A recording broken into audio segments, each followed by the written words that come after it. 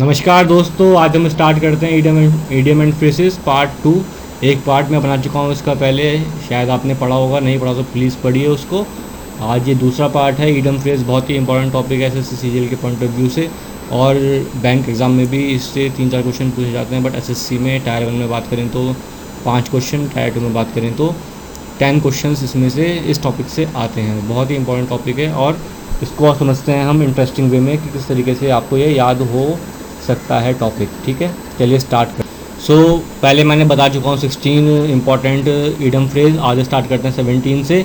तो 17 is back breaking, demanding great effort, exhausting. मतलब कोई काम जिसमें बहुत ही ग्रेट एफर्ट चाहिए, या ऐसा काम की जाए जिसको करने से हम एग्जॉस्ट हो जाए, हमारी एनर्जी पूरी लॉस हो जाए, उसको बोलते हैं बैक ब्रेकिंग। कमर टूट जाना, जिसको हिंदी में बोलें तो कमर टूट जाना।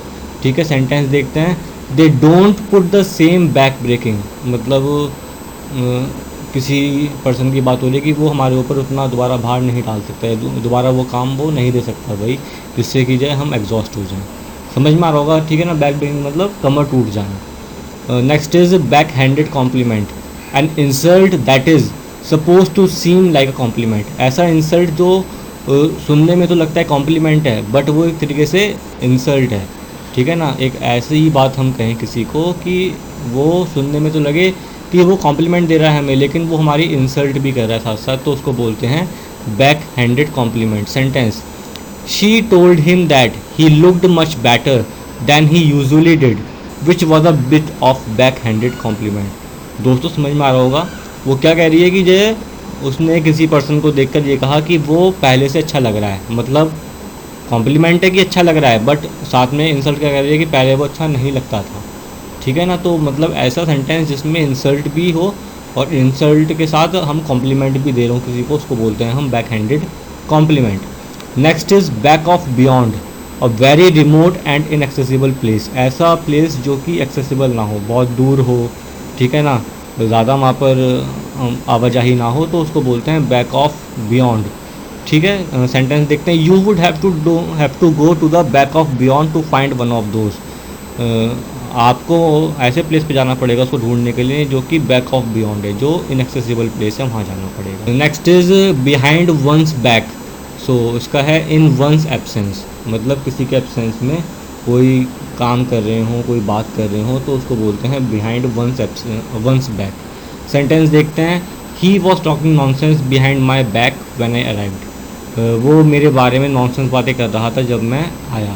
तो साफ साफ चल रहा है पता सेंटेंस से कि बिहाइंड माई बैक का मतलब कि मेरे पीठ पीछे कुछ भी काम होना, उसको बोलते हैं behind once back. Next is back scratching, do someone a favour hoping that a favour will be return. किसी के प्रति कुछ सहायता करना और ये आशा करना कि दूसरे से भी हमें वही सहायता या उसके इक्विवेलेंट सहायता में मिलेगी वापस, तो उसको बोलते हैं बैक स्क्रैचिंग। तो सेंटेंस देखते हैं। I don't mind helping him out this time, he is scratched my back many times. तो साफ साफ बोल रहा है वो कि उसने मुझे बहुत बार हेल्प की है, तो मैं उसकी हेल्प करने में नहीं माइंड करूँगा, नहीं हिचकिचाऊँगा। ठीक है ना, तो जब भी ऐसा हो कि हमारी आशा हो कि हम किसी की हेल्प कर रहे हैं, वापस हमें लौट के दोबारा वो हेल्प करेगा, ठीक है, तो उसको बोलते हैं हम back scratching. Next is bad blood, feeling of hate between two families. अगर दो फैमिलीज़ हैं, दो परिवार हैं, उनके बीच में अगर घृणता की भावना है, उनके बीच में अगर हेट है, तो उसको बोलते हैं, हेट मतलब कि नाराज़गी है, कोई दुश्मनी है छोटी मोटी, ठीक है ना, उसको बोलते हैं बैड ब्लड। जो अक्सर दो भाइयों में हो जाती है या दो फैमिलीज़ में हो जाती है, उसको बोलते हैं बैड ब्लड। सेंटेंस देखते हैं। There is a lot of bad blood between these two families.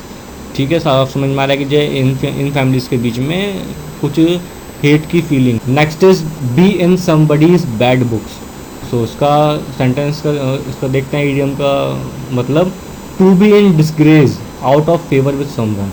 मतलब या तो वो किसी से अपमानित है, या मतलब जो है वो किसी के द्वारा रिस्पेक्टेड नहीं है, वो इसकी रिस्पेक्ट नहीं करता, तो उसको बोलते हैं हम be in somebody's bad books. समझ में भी आ रहा है कि किसी की ख़राब किताब में होना, मतलब कि देखिए जो है कोई पर्सन है किसी दूसरे पर्सन को अगर उतनी रिस्पेक्ट नहीं दे रहा, उसको मानता नहीं है कुछ भी, तो उसको बोलते हैं हम be in somebody's bad book.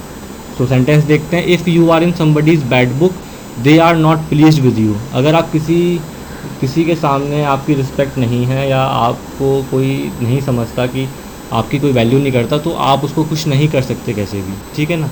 इसका मतलब ये है। Next is a bad depth, unrecoverable money, ऐसा पैसा जो रिकवर ना हो सके। जैसे केस चल रहा है माल्या के ऊपर, विजय जो ये है माल्या, तो उसने लोन लिया काफ़ी SBI बैंक से और भी बैंकों से लोन लिया, तो वो क्या हुआ, वो बैड डेप्थ में आ चुका है ना कि वो रिकवर नहीं हो पा रहा पैसा, बार बार समन भेज रहे हैं कोर्ट, लेकिन वो पैसा रिकवर नहीं हो पा रहा, तो उसको बोलते हैं बैड डेप्थ। ऐसा पैसा जो कि मरने की स्थिति में हो या मर जाए या पता हो कि हाँ वो अभी नहीं आ रहा, मर सकता है, उसको बोलते हैं हम bad depth. Next is bad language, vulgar language, ऐसी लैंग्वेज जो ख़राब होते बोलने में, गाली गलौज करना या बुरी बात कहना, तो उसको बोलते हैं बैड लैंग्वेज। सिंपल एक ईडियम है, समझ में आता है पढ़ के कि इसका मतलब क्या है। Next is be badly off, means without enough money to get by और पुअर। ऐसा मतलब ये ईडियम है जो बताता है कि किसी के पास इतना पैसा नहीं कि वो कोई अपनी जो भी इच्छाएं हैं उनको पूरी कर सके, मतलब एक तरीके से गरीब है, उसको बोलते हैं हम बी बैडली ऑफ, ठीक है।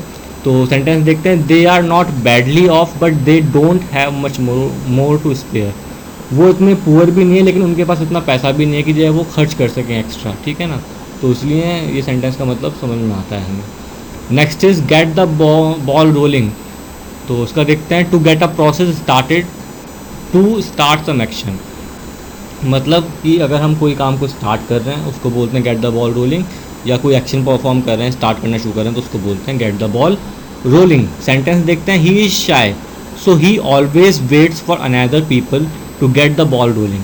वो बहुत शर्मीला है इसलिए वो हमेशा वेट करता है कि जो कोई दूसरा एक्शन स्टार्ट करे तब मैं स्टार्ट करूँ। बहुत से लोग होते हैं आपके फ्रेंड्स के बीच में, आप देखते भी होंगे, आपको शर्म आएगी, आप सोचते हैं अरे कोई दूसरा बोलना शुरू करे तब मैं बोलूँ उस बारे में, ठीक है ना। तो उसको बोलते हैं गेट द बॉल रोलिंग, कि कोई स्टार्ट करे प्रोसेस, उसके बाद हम काम करना शुरू करेंगे। Next is bare faced lie, means a deliberate falsehood, मतलब ध्यानपूर्वक बोला गया झूठ, उसको बोलते हैं बेयर फेस्ड लाई। सोच समझ के ध्यान से झूठ बोलना, उसको बोलते हैं हम बेयर फेस्ड लाई। सेंटेंस देखते हैं, I understand that sales people try to explain things in a positive way but that was a bare faced लाई।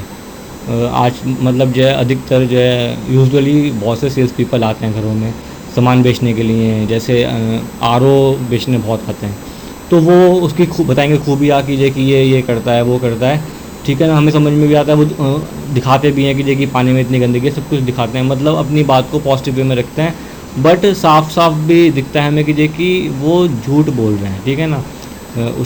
उसमें सच्चाई पूरी तरह नहीं होती, कुछ झूठ भी होता है, तो उसको बोलते हैं हम bare faced lie. Next is with one's bare hands without weapons और टूल्स, ठीक है, मतलब बिना हथियार के, उसको बोलते हैं with one's bare hands.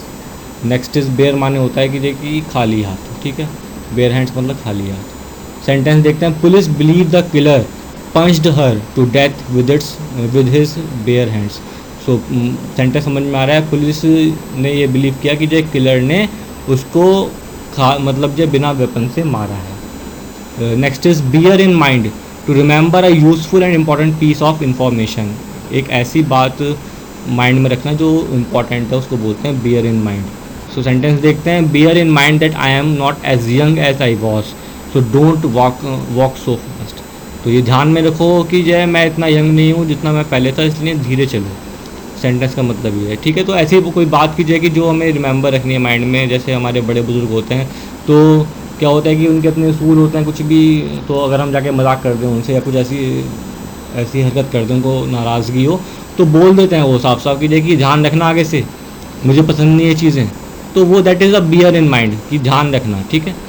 Next is to beat about the bush, इसका मतलब क्या है कि to discuss a topic without being specific about anything, ऐसे टॉपिक को डिस्कस करना जिसके बारे में हम जानते ही ना हो या हमें पूरी तरह उसकी नॉलेज ना हो, तो उसको बोलते हैं to beat about the bush. Sentence देखते हैं, our boss always beats about the bush when he has to tell us bad news, जब भी हमारे बॉस को कोई बैड न्यूज़ बतानी होती है तो वो उसको नॉलेज नहीं होती उस चीज़ की, वो अपना कुछ भी बोलता है उस बारे में। इसका मतलब क्या है कि वो बीट अबाउट द बुश, वो ऐसे टॉपिक पे डिस्कस कर रहा है इसके बारे में उसको नॉलेज नहीं है या कम नॉलेज है। थैंक यू दोस्तों इस वीडियो को देखने के लिए। मैं अभी आगे भी और ईडियम फ्रेज अपलोड करूँगा जो कि इंपॉर्टेंट है एग्ज़ाम पॉइंट ऑफ व्यू से, ठीक है, जिससे कि आपको एग्ज़ाम टाइम से कुछ दिन पहले अगर आप ये वीडियोस देख लेंगे तो आपको ईडियम फ्रेज बुक से पढ़ने की नीड नहीं होगी। और मैं समझता हूँ अगर आपने एक बार वीडियो देख ली है तो आपके माइंड में वो बैठ जाएगा, क्योंकि मैं आपको इन वीडियोज़ में ईडियम जो है, ईडियम और फ्रेज वो हिंदी के साथ एक्सप्लेन कर रहा हूँ और साथ में एग्जांपल्स भी दे रहा हूँ, जिससे कि आपको मालूम चले कि वो ईडियम फ्रेज हमारे लाइफ में किस तरीके से वो जुड़े हुए हैं, वो हमारी बोलचाल की भाषा में कैसे यूज़ होते हैं वो वर्ड्स, मैं साथ में वो ही बता रहा हूँ आपको, जिससे कि आपको बहुत ही जल्दी समझ में आएगा। तो दोस्तों अगर आपको पसंद आती है वीडियो प्लीज़ लाइक करिए, कमेंट करिए, जो भी आपको दिक्कत आती है प्लीज़ कमेंट करिए, आपके कमेंट मेरे लिए बहुत ही वैल्यूएबल हैं। कमेंट करिए और उसको रिकमेंड करिए कि और लोग भी और बच्चे भी इसको देखें वीडियोज़ को। थैंक यू दोस्तों, धन्यवाद, आपका दिन शुभ हो।